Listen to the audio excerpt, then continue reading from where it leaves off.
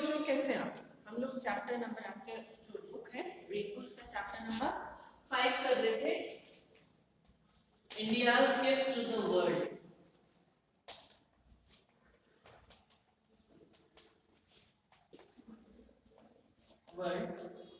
और इसका भी हम पार्ट नंबर 2 कर रहे थे। पार्ट नंबर 1 हम कंप्लीट कर चुके थे और पार्ट नंबर 2 का एक हिस्सा कर चुके थे। पार्ट नंबर 2 है आपके प्योरिटी इज पावर, ये हम कर रहे थे और इसका भी एक पेज लगभग आधा पार्ट पढ़ चुके हैं। पेज नंबर 35 पे आप बुक खोलिए। इसमें हमने देखा था कि किस तरह हम हर चीज प्योर चाहते हैं, चाहे हमें हवा चाहिए, चाहे हमें खाना चाहिए, हम हर चीज प्योर चाहते हैं। किसी से हम रिलेशन भी रखना चाहते हैं तो हम चाहते हैं कि वो भी रिश्ता भी प्योर रहे, उसमें भी कोई मिलावट ना आए। तो ये चीजें जब हम जिंदगी में प्योरिटी चाहते हैं तो जब वापस देने की बात आती है तो किस तरीके से हमें रिएक्ट करना चाहिए। अब इसमें पहले बीच में एक आपको कथा इसमें दी गई थी कि जो व्यक्ति मन से शुद्ध है उसको दुनिया में सब अच्छा ही नजर आता है, और जो मन से कुटिल है उसको सभी में कुटिलता या बुराई नजर आएगी। और इस कहानी इसमें एक कहानी बताई गई थी दुर्योधन और युधिष्ठिर की, कि उनके गुरु ने उनको समाज से एक बुरा व्यक्ति, युधिष्ठिर को बोला कि एक बुरा व्यक्ति ढूंढ के लाओ, दुर्योधन को बोला एक अच्छा व्यक्ति ढूंढ के लाओ, पर दोनों खाली हाथ आ गए। दुर्योधन को कोई अच्छा नहीं मिला और युधिष्ठिर को कोई बुरा नहीं मिला। तो ये कहानी थी कि अगर हम मन से अच्छे तो हमें सब अच्छा ही अच्छा दिखता है। अब आगे एक और कहानी है कि हम अगर मन से प्योर हैं तो हमारे कर्तव्य जो काम भी है वो भी शुद्ध होंगे। तो इसमें एक कहानी दी है, once upon a time a particular rishi called Gautam did tapasya to obtain certain powers. पुराने जमाने में ऋषि महर्षि क्या करते थे, भगवान से विशेष शक्तियां पाने के लिए सालों तक अपने आप को बहुत कठोर तकलीफ देके और वो तपस्या करते थे। और तो ऋषि गौतम जो है उन्होंने भी कठोर तपस्या की, उनको एक खास पावर चाहिए थी। For several days months and years, कई दिन महीनों और सालों बीत गए। ही ऑब्जर्व राइटस ऑस्टेरिटीज। राइटस इसमें एक वर्ड दिया रिगोरस। रिगोरस मीन्स कठोर और ऑस्टेरिटीज संयम।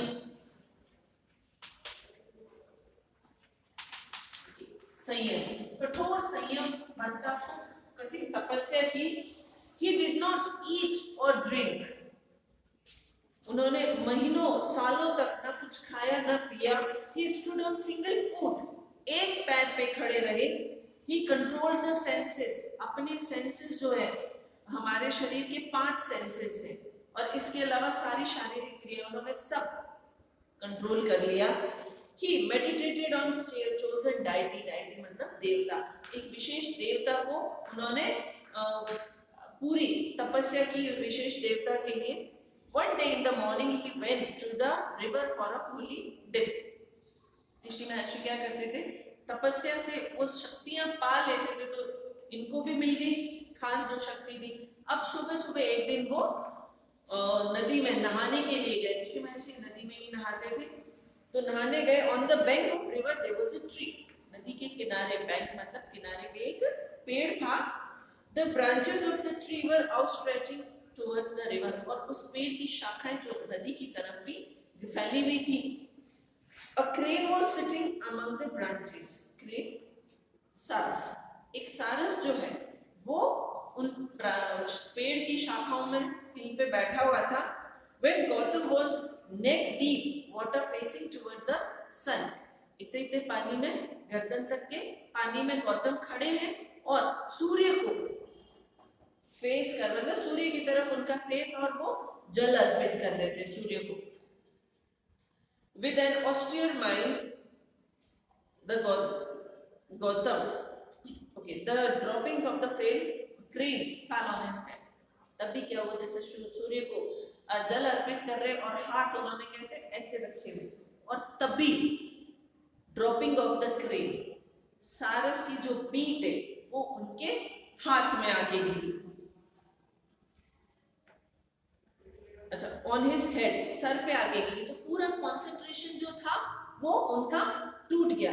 ही फेल्ट डिस्टर्ब, उनको बड़ा ही बुरा लगा, वो एकदम डिस्टर्ब हो गए, एनॉयड, परेशान। He looked at the bird with anger, उन्होंने गुस्से से उस पक्षी की तरफ देखा।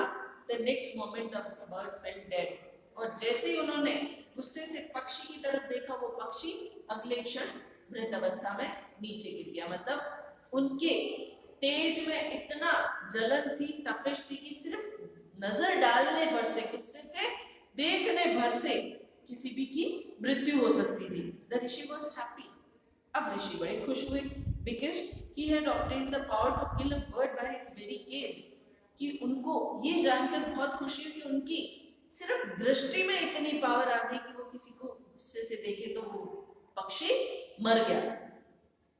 After a while he went to the nearby village for food, अब वो स्नान वगैरह करके फिर जो पास में गांव था वहां भिक्षा मांगने गए। पहले साधु महाराज पकाते ही थे, भिक्षा से ही काम चलाते थे, तो वो वहां भिक्षा मांगने गए। House and sought alms from the housewife, वो एक घर के बाहर खड़े हो गए और जो घर की मालकिन थी उससे दान में भिक्षा मांगी।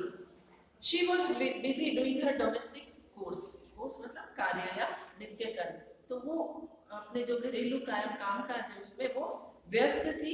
Gautam waited for few minutes, अब महर्षि गौतम वहां खड़े खड़े इंतजार करते रहे। He was annoyed with her for the delay in responding to his call for भिक्षा, अब वो वहां खड़े खड़े इंतजार कर रहे हैं, तो वो परेशान हो गए कि वो इतनी देर हो गई, अभी तक मुझे इंतजार करवा रही है भिक्षा देने के लिए। उनको गुस्सा आया, तो फिर द लेडी केम, फिर वो औरत आई, looked at him gently, उनकी तरफ देख के बोली, said, sir, I am not a crane to be killed by your stare, sir Maharaj मैं वो सारस नहीं हूँ जो आपके देखने पर से मर जाऊंगी। सॉरी फॉर द डिले, कि देरी के लिए माफी चाहती हूँ। I was serving my husband and feeding my children, कि मैं अपने पति की सेवा कर रही थी और बच्चों को भोजन करवा रही थी। प्लीज एक्सेप्ट द फूड, कि आप भिक्षा लीजिए। द ऋषि वॉज शॉक्ड, महर्षि को बड़ा ही आश्चर्य हुआ कि कुछ क्षण पहले जो क्रेन मरी कहीं चर्चा नहीं हुआ, इस औरत को कैसे पता चला। The lady, he could not know how she was able to learn about the crane which died only a short while ago.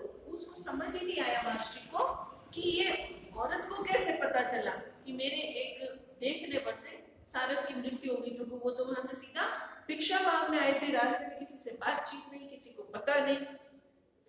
The lady further said, तो वो स्त्री आगे बोली, Don't be surprised, महाराज आश्चर्यचकित मत होइए। I am a humble housewife.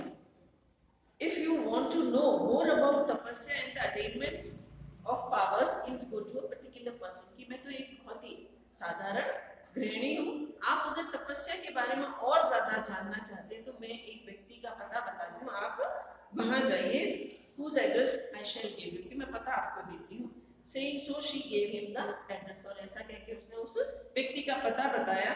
Humble and crestfallen, बड़ा ही मतलब उनको यूं धक्का लगा, कहा तो उनको घमंड था अपनी तपस्या पे, एक सेकंड में चकनाचूर हो गया कि मैं तो इस स्त्री के सामने कुछ नहीं हूँ, मैं तो इतनी तपस्या करता हूँ तब जाके मुझे ये शक्ति मिली, और ये तो एक साधारण स्त्री, उसको कैसे पता चला ये इतनी शक्ति इसमें कैसे आई।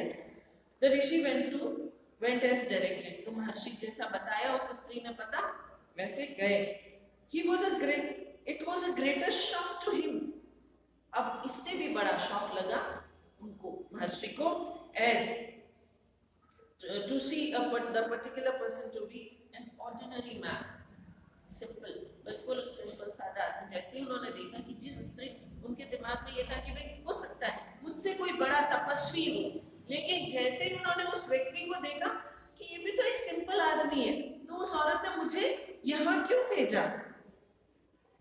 The moment Rishi was seen, the man said, "Holy sir, welcome. I know about the crane's death and the housewife's advice." जैसे ही उस आदमी ने महर्षि को देखा, बोला बैठिए, मैं जानता हूँ उस क्रेन की डेथ के बारे में और उस हाउसवाइफ की सलाह के बारे में। सोचिए यार, इस इसको कैसे पता चला? किसी को कहीं नहीं पता, उस स्त्री को पता चल गया।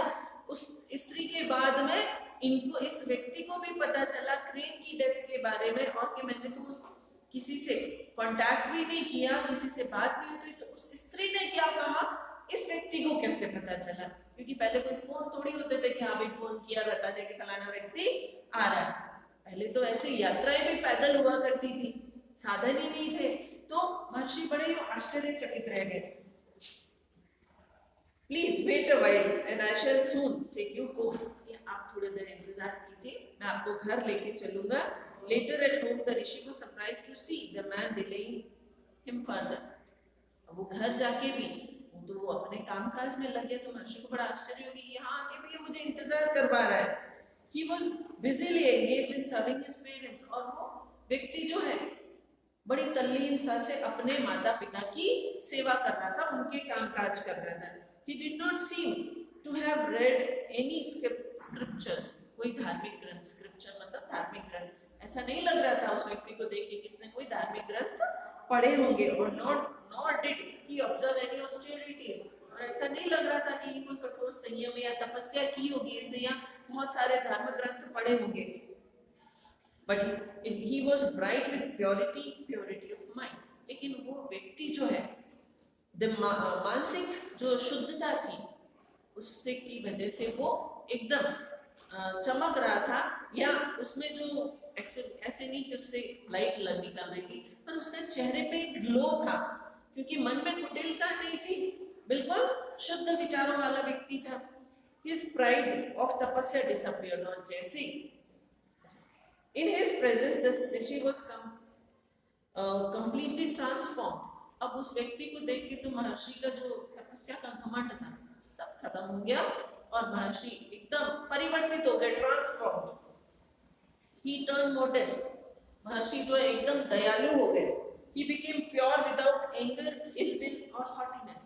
अब महर्षि जो बिल्कुल गुस्से के बिना किसी बुराई मन में कही, तो वो होता ना कि अच्छा तूने मेरे को देर की, ठहर जा मैं बताता हूँ, देखा और वो व्यक्ति मर जाए, ऐसा अब नहीं।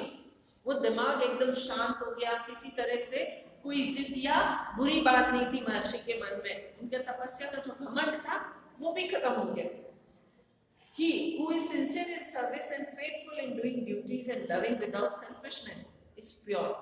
कि अब जो वो था एकदम अपने कर्तव्यों के प्रति शुद्ध थे महर्षि, और अपने काम में बिल्कुल शांत, किसी तरह की कोई सेल्फिशनेस नहीं, अपने पे घमंड नहीं। The pure power of purity is very high and priceless. तो जो आंतरिक शुद्धता की शक्ति है वो बेशकीमती है, उसकी कीमत नहीं लगाई जा सकती, उसको संपूर्ण नहीं किया जा सकता। ओके बच्चों, we will continue the chapter tomorrow, और उसके बाद इसके important question answers दूंगी। Stay tuned with me. Thank you.